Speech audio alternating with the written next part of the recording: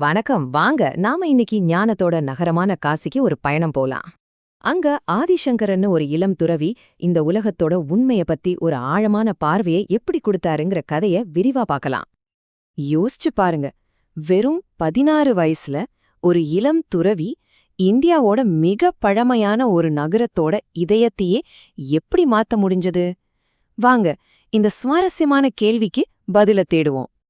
தன்னோட குருவோட ஆசிர்வாதத்தோட சங்கரர் நர்மதை நதிக்கரையிலிருந்து தன்னோட பயணத்தை ஆரம்பிக்கிறாரு. இப்ப அவர் ஒரு சாதாரண சீடர் கிடையாது, இந்த உலகத்துக்கே வழிகாட்ட போற ஒரு ஆசான். பாருங்க, ஒரு குகையில தவம் செஞ்சுகிட்டு இருந்த ஒரு சீடன் இந்த நீண்ட நெடிய பயணத்துக்கு அப்புறம்தான் உலகத்துக்கே வழிகாட்டுற ஜகத்குருவா உருமாற போறாரு. அவர் போதிக்க போறது அத்வைத வேதாந்தம், அதாவது எல்லாமே ஒண்ணுதான், அந்த ஒண்ணுதான் பிரம்மம் அப்படிங்கிற ஆழமான தத்துவம். சங்கரரோட அந்த பையனும் அவரை காசில கொண்டு வந்து நிறுத்துது. காசினா சும்மாவா, அது ஒரு முடிவே இல்லாத நகரம். அந்த காலத்துல ஆன்மீக அறிவுக்கும் பெரிய பெரிய தத்துவ விவாதங்களுக்கும் மையமா இருந்தது இந்த காசிதான். காசிக்குள்ள அவர் கால் வைக்கும்போது அந்த இளம் துறவியை எது வரவேற்குது தெரியுமா? கோவில் மணிகளோட ஓசையும் வேத மந்திரங்களோட எதிரொலியும் தான். இங்க நம்ம பாவத்தை எல்லாம் போக்குற புனித கங்கை எல்லோருக்கும் அன்னையா இருக்கா. காசி பெரிய பெரிய அறிஞர்களும் ஞானத்தை தேடி வர்றவங்களும் கூடுற ஒரு இடம். அங்க இருக்கிற ஒவ்வொரு படித்துறையிலையும் ஒவ்வொரு கோவில் மண்டபத்திலையும் சாஸ்திர விவாதங்கள் ஓயாம ஒழிச்சுக்கிட்டே இருக்கும். இவ்ளோ பெரிய தத்துவ விவாதங்கள் நிறைஞ்ச ரொம்ப பழமையான அந்த நகரத்துக்குள்ள சங்கரர் கால் வைக்கும்போது அவரோட வயசு வெறும் 16. ஆமாங்க, ஜஸ்ட் 16. ஞானத்தோட தலைநகரத்துக்கே வந்தாலும் சங்கரர் எந்த ஒரு புகழையும் தேடல.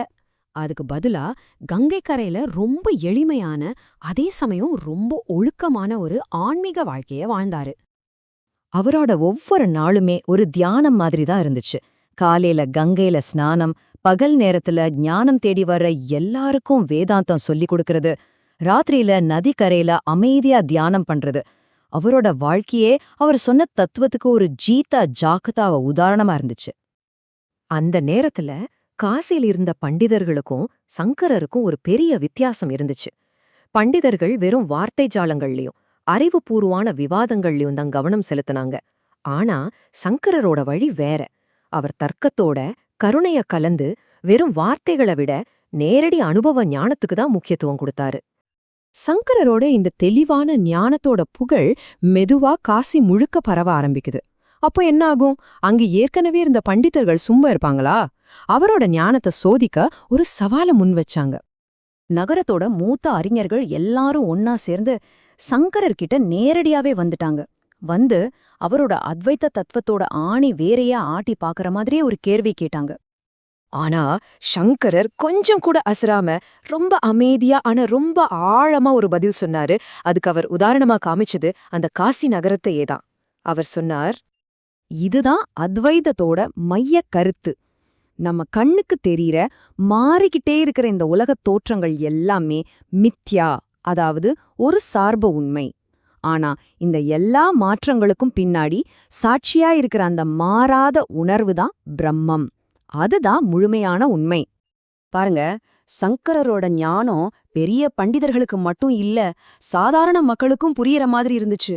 ஒரு தடவை ஒரு வியாபாரி தன்னோட கஷ்டத்தை எல்லாம் சொல்லி புலம்பும்போது சங்கரர் அவரை பார்த்து கேட்டாரு, கங்கையில அலைகள் எவ்வளவு பெருசா வந்தாலும் அதோட நீர் தன்னோட இயல்பை இழக்குதா என்ன? இந்த ஒரு கேள்வியிலேயே அந்த வியாபாரி அமைதியாகிட்டாரு. சங்கரரோட இந்த அனுபவ ஞானம் ஒரு அமைதியான புரட்சி மாதிரிதான். வெறும் விவாதங்கள்ல ஜெயிக்கல, காசி மக்களோட இதயங்களையும் ஜெயிச்சாரு. அத்வைதம்ங்கிற நறுமணம் அந்த நகரம் முழுக்க மெதுவா பரவ ஆரம்பிச்சது. அப்படி ஒரு நாள் காசியோட ஒரு சின்ன தெருவுல சங்கரர் நடந்து போயிட்டு இருக்காரு. அப்போ ஒரு விஷயத்த பாக்குறாரு. ஒரு வயசான பண்டிதர் இலக்கண விதிகளை மனப்பாடம் செய்யறதுல முழுசா மூழ்கி போயிருக்காரு. வாழ்க்கையோட உண்மைய தேடாம வெறும் விதிகள்ல மூழ்கியிருந்த அவரை பார்த்ததும் சங்கரரோட மனசுல கருணை பொங்குது. அந்த பண்டிதரை இலக்கண விதிகளோட பிடியிலிருந்து விடுவிக்கிறதுக்காக சங்கரரோட இதயத்திலிருந்து ஒரு பாடல் பொங்கி வருது. அந்த பாடல்தான் காலத்தால் அழியாத பஜகோவிந்தம். அந்த பாடலோட கதை என்ன தெரியுமா? அது நாம அடுத்த பகுதியில விரிவா பார்க்கலாம். சங்கரரோட இந்த ஞான பயணம் இதோட முடியல, இது ஒரு ஆரம்பம்தான். இது மாதிரி இன்னும் நிறைய ஞான புதையல்களை பத்தி தெரிஞ்சுக்க ஞானகோஷுடன் இணைந்திருங்கள். சங்கரோட சேர்ந்து காசியில பயணிச்ச இந்த ஞான பயணத்துல எங்களோட இணைஞ்சிருந்த உங்களுக்கு எங்களுடைய மனமார்ந்த நன்றி. ஞானகோஷ் ஒரு பன்மொழி சேனல். இங்க நாங்க ஆன்மீக ஞானத்தை ஆங்கிலம், ஹிந்தி, மராத்தி, குஜராத்தி, பெங்காலி மற்றும் தமிழ்ல பகிர்ந்துக்கிறோம். இன்னும் பல முக்கிய மொழிகளும் சீக்கிரமே வர இருக்கு. எங்களோட நோக்கம் என்னன்னா, சனாதன தர்மத்தோட காலத்தால் அழியாத பொக்கிஷங்களை உங்களுக்கு ரொம்ப எளிமையான, தெளிவான, அர்த்தமுள்ள வழியில கொண்டு வந்து சேர்க்கிறதான். எங்களோட இந்த முயற்சி உங்களுக்கு உண்மையிலே பயனுள்ளதா இருந்துச்சுன்னா தயவு செஞ்சு ஞானகோஷ் சேனலுக்கு சப்ஸ்கிரைப் பண்ணுங்க. அப்போதான் நாங்க தினமும் போடுற வீடியோக்கள் உங்களுக்கு உடனுக்குடன் வந்து சேரும். மறக்காம லைக் பண்ணுங்க. உங்க குடும்பத்தினர், நண்பர்கள் எல்லார் கூடவும் இந்த தெய்வீக அறிவை பகிர்ந்துக்கோங்க. வாங்க நாம் எல்லாரும் ஒன்னா சேர்ந்து சனாதன தர்மத்தோட ஒளிய பிரகாசமா ஒளிர செய்வோம்.